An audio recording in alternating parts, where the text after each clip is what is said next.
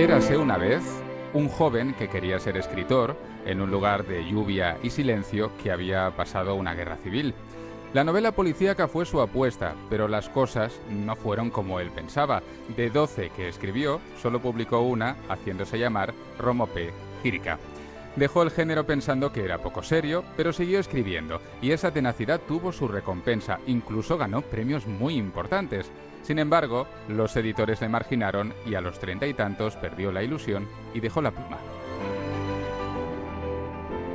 Años y años trabajó de chupatintas en las oficinas de la fábrica de gas por las mañanas y por las tardes en una editorial infantil, haciendo frases para cromos, hasta que se jubiló de la fábrica. En su casa, su balde en particular, escribió biografías por encargo y crió gallinas y vendió huevos para poder educar a sus 3 hijos, hasta que pudieron volar solos. Superados los 60, se dijo: «Esta es la mía». Volvió a empuñar el bolígrafo para escribir las novelas que siempre tuvo en su cabeza, sobre la historia reciente de su tierra, sobre valles verdes y colinas rojas. Llamó y llamó a las puertas de las editoriales hasta que una se abrió. Publicaron sus novelas y volvió a ganar premios. A los 80 volvió a sentirse escritor. Y en aquellas novelas fue dejando cabos sueltos que le servían para escribir más libros. Hasta que un día se preguntó: ya que he dejado aquí un crimen sin resolver, ¿por qué no lo investigo en otro libro? ¿Por qué no vuelvo a la novela policíaca? Dicho y hecho, y aquí entramos nosotros, el área de cultura de Radio Nacional, Laura Lucas en la realización, Laura Barrachina y Jordi Barcia en la dirección. Hoy, Ramiro Pinilla visita El Ojo Crítico mientras sigue escribiendo su propia historia.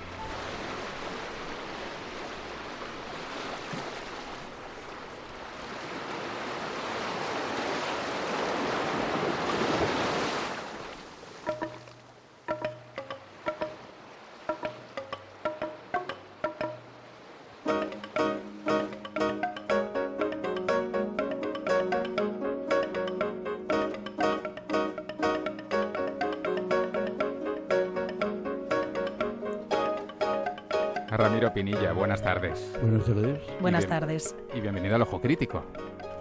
Bien, muchas gracias por traerme. Y como se encuentra usted ahora en Barcelona, invitado por la Semana de Novela Negra, por BCN Negra, y está un poco lejos de la playa de Arrigúnaga, hemos decidido traerle un poquito de playa, porque ya sabemos que le gusta pasear todas las mañanas por allí, la conoce muy bien. Sí, aquella costa es familiar, es de la de mi infancia y paseo bastante. Pues queríamos que se sintiera un poquito en casa. Bien. Es Guecho y la playa de Arrigúnaga es su territorio literario, lo ha sido durante muchísimos años. Porque es el territorio de mi infancia. De su infancia y de toda su vida prácticamente, los últimos 50 años ha estado viviendo allí. Sí, bueno, luego primeramente veraneaba allí hasta los 13 años, hasta la guerra, luego regresé a Bilbao y luego pues ya por una decisión personal quería vivir en el campo. El año 58 me vine a Guecho, a la costa, a la playa, y aquí estoy desde entonces. Pero de allí puede salir todo un mundo. Bueno, literariamente ya ha salido. Y esa playa de la que hablábamos también es el escenario en el que se mueve el nuevo personaje de Ramiro Pinilla, Samuel Esparta o Sancho Bordaberry, que al fin y al cabo son la misma persona. Exacto, allí en esa playa ocurrió un crimen sin resolver, un crimen que se menciona en Verdes Valles, Colinas Rojas, pero lo dejé en suspenso y ahora lo he retomado para desarrollarlo en una investigación de novela. Describiendo al personaje de Sancho Bordaberry nos suenan muchas cosas. Propietario de la librería Belcha, en Guecho, aficionado a la novela negra. Ha escrito 16 novelas, todas rechazadas, con Samuel Esparta como protagonista. Se deshace de ellas en el agua diciendo: lo que no vale, guarda abajo por la galea. Exacto. Esto es mucho, muy de Guecho. Y finalmente se transforma en el mismo en Samuel Esparta. ¿Cuánto hay de Sancho Bordaberry, o mejor dicho, de Ramiro Pinilla en Sancho Bordaberry? No sé, la verdad es que no lo sé. No me identifico personalmente con él, sus aficiones van por otro lado, aunque quiere escribir y en eso coincidimos. Entonces, este hombre, sí, como habéis dicho, fueron todas las novelas escritas hasta entonces rechazadas. Este hombre llega a la conclusión de que carece de imaginación. Entonces, un día coge la última novela rechazada, le ata una piedra y la va a tirar al agua para clausurar definitivamente su carrera literaria. pero en el momento de echarla al agua descubre que en una peña, y recuerda que allí había ocurrido un crimen hace 10 años. Entonces empieza a rememorar aquello, en fin, las circunstancias, las investigaciones de la policía de entonces, y descubre una cosa muy curiosa, que todos estos recuerdos se conforman en su mente de una forma literaria que le agrada. Y dice, esto es diferente. Es la realidad. Es la realidad, porque él, claro, entonces él se da cuenta, descubre que él puede contar la realidad. Lo que no puede contar es lo que no existe. No tiene imaginación. Y con nuevo ánimo, pues se convierte en investigador privado, investiga el caso. Paralelamente a la investigación, él está contando esa realidad. Se está construyendo una novela. Y cuando acaba con el descubrimiento del asesino, acaba la novela. Con nuevo ánimo, dice, eso es decir poco, las pasa canutas en algún momento. La realidad le da lo suyo también. Pero él sigue adelante, su ambición no era hacer justicia, sino escribir una novela. Y cuando ha comprobado que la realidad le proporciona, viviendo la realidad le proporciona una literatura aceptable, es cuando se lanza para adelante. Samuel Esparta es el protagonista de la nueva novela de Ramiro Pinilla, que todavía no lo hemos dicho, se titula Solo un muerto más y está publicada por Tusquets. Sí. Y cuando le preguntábamos por lo que pudiera haber de Sancho Bordaberry en Ramiro Pinilla o viceversa, lo decíamos por esa dedicatoria que hay al principio del libro, Ramiro. Sí. Claro, entonces es un punto interesante que, o sea, yo no he caído en la novela negra o novela policíaca por casualidad o porque me ha dado una venada. No, yo he tenido la vocación de escribir novela policíaca desde los 21 años. Y la prueba la tengo aquí. Efectivamente. Aquí está un ejemplar de aquella novela lejanísima de los años 44. Y la nueva novela la dedico a esta... A Romo. A Romo Pejirca, que claro, soy yo. Que es Ramiro Pinilla García. Romo Pejirca, Ramiro Pinilla García. Y yo en un principio pensaba insertar en la dedicatoria una frase significativa, bonita o buena, y me leí de nuevo la novela. No encontré ni una. Es una novela muy mala. No encontré ni una y tuve que optar por esa otra dedicatoria. Bueno, lo que puedo decir es que, mala o no mala, tengo en mis manos un documento histórico. Pero era verdad. Entonces, ¿tienes un ejemplar de Misterio de la Pensión, Florri, en tus manos? Lo tengo que traer para que se me crea. Lo estoy tocando con toda la delicadeza de que soy capaz, porque el ejemplar está un poco maltrecho, son muchos años. ¡Qué suerte tienes, Jordi! Sí, 3 pesetas costaba en su momento el Misterio de la Pensión, Florri. Publicado a doble columna, además. Y seguramente se podía comprar en algunos kioscos de... Sí, él se podía comprar los que querían comprarlo, que compraron pocos. Con alguna ilustración, incluido en su interior y en fin, vaya, que me da un poco de miedo. No, hombre, siempre es privilegiado. Muy delicado. Lo vuelvo a meter dentro de la carpeta y aquí se queda. Tenemos en nuestras manos, supongo que tú, Laura, por ahí también lo tendrás, Solo un muerto más. Claro, esto es lo que yo tengo entre 2009, mis manos. Claro, y es otra cosa, editado por Tusquets, efectivamente. Solo un muerto más, el título dice muchas cosas. La investigación de este crimen tal vez no importe mucho después de que la guerra civil haya traído tantos muertos, pero sirve para recuperar aparte de para escribir una novela, que ese es el propósito de Samuel Esparta de Sancho Bordaberry, para recuperar la dignidad de un pueblo, de un lugar. Sí, en cierto modo sí. Bueno, como todo ello, principalmente la razón de la novela es la peripecia investigadora, con entrevistas, en fin, tiene bastantes cosas, y al final queda pues el descubrimiento del criminal, ¿no? Ahora tiene un telón de fondo que es la posguerra que se vivía el año 45, ¿no? Y entonces se ve aquí, bueno, que a un personaje su padre le ha matado en la guerra, a otro su padre ha sido fusilado en la cárcel. Todas las familias, de una manera o de otra, están mutiladas. Están mutiladas, exactamente. Les falta alguien. Ese dolor y ese miedo que había entonces, un miedo cerval a hablar y a moverse. Terror. Y en cierto modo, aunque el principal objeto de la novela no sea ese, aparece como telón de fondo. Uh-huh. El miedo como telón de fondo, pero también hay otro telón muy importante, o por lo menos eso es lo que nos parece a algunos lectores, que hay mucha literatura en ella, mucha reflexión en torno a la literatura. No sé si voluntaria. Sí, también hay una, sí, exactamente. Cuando aparece un falangista, poeta, de los que cantaban a Dios, patria, rey, a España, comunidad de destino en lo universal, esto lo cantaban muchos poetas y muchos falangistas. Este en concreto se llama Luciano Aguirre.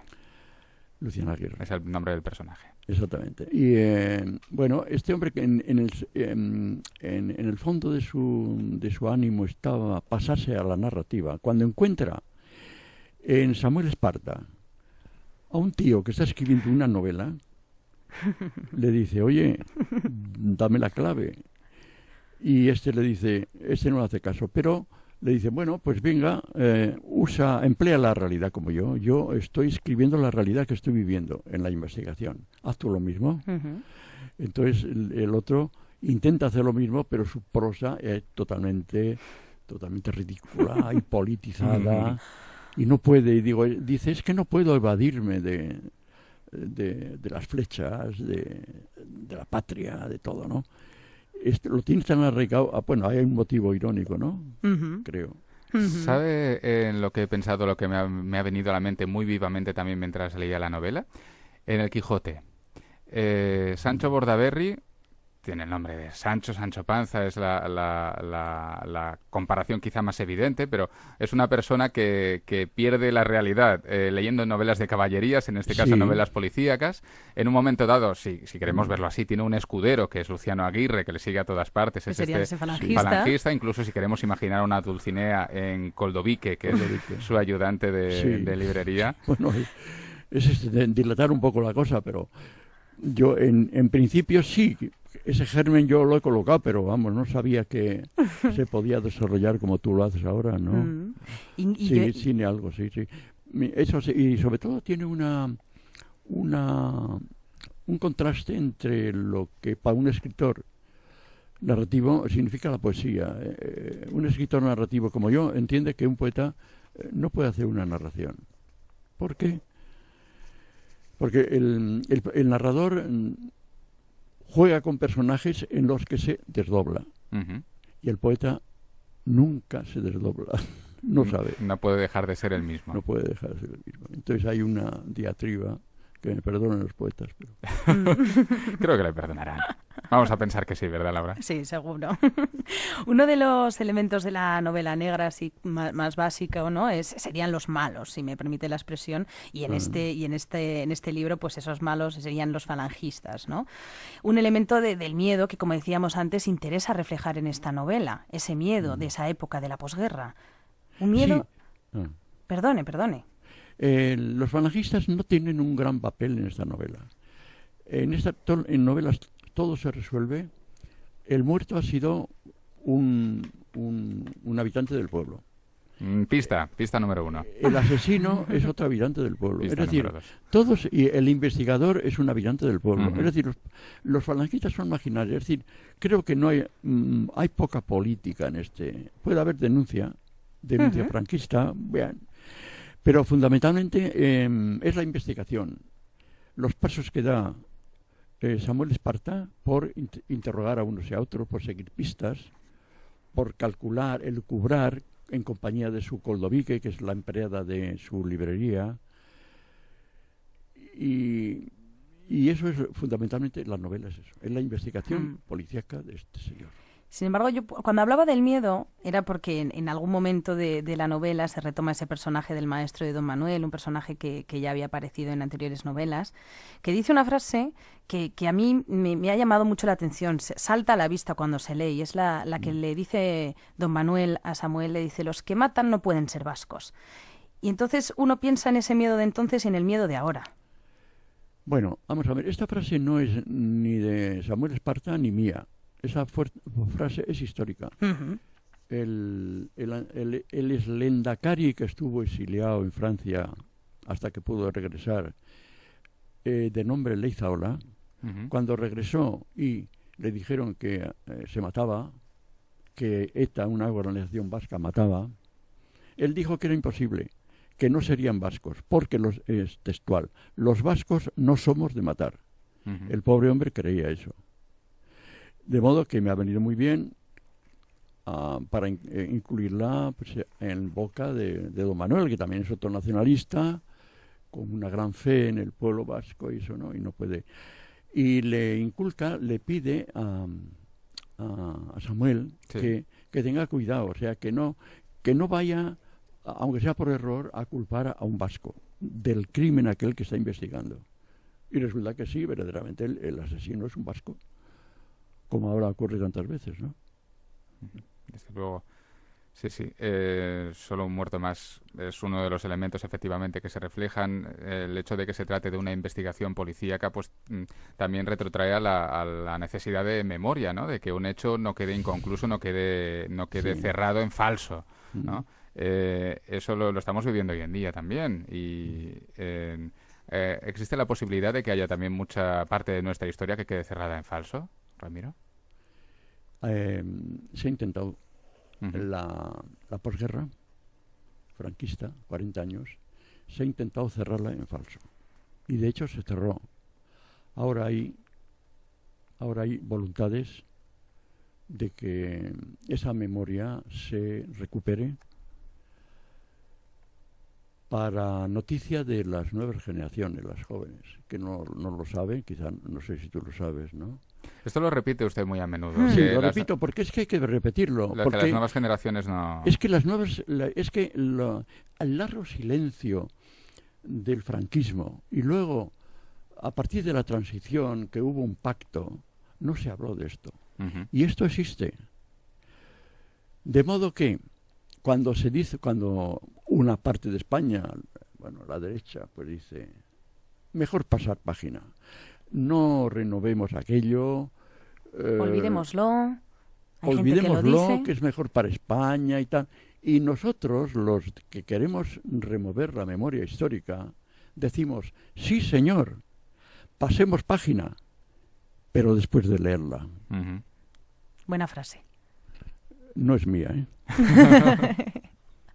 Pero se la hace propia, vaya. Sí, porque me gusta. Claro. Los escritores somos unos copiones. Pues parece que habrá continuación de las aventuras de Samuel Esparta. Sí, de hecho he empezado ya otra novela. ¡Qué bien! Tengo unos 30 folios escritos y me va muy bien y, no sé, ha aparecido inopiedadamente. Creo que la razón es que he retomado el gusto por la novela policíaca y, bueno, me ha animado a hacer otra. Y sigue escribiendo utilizando el mismo método, con bolígrafo, a mano, horadando el papel casi. Sí, he cambiado de marca de bolígrafo. Vaya. En lugar de Bic, ahora el Pilot. Sí, mucho más suave, cierto es. He traicionado al Bic con el que escribí todo lo anterior. Vaya, yo tengo un Bic ahora mismo delante. Mucho, pero bueno, oye... Pues de verdad que nos alegra que haya continuación de las aventuras de... Lo diré así, aventuras. Porque, sí, bueno, dentro de un año la tendré acabada y bueno, se publicará, supongo. Pues nos alegra mucho en El Ojo Crítico, porque lo hemos pasado muy bien con él y con esta nueva novela. Solo Gracias. Un muerto más. Ramiro Pinilla, ha sido un placer. Bueno, creo que me corresponde decir que el placer ha sido mío, pero esta vez es de verdad. Se lo agradezco, muchas gracias. Hasta pronto. Hasta pronto, Ramiro.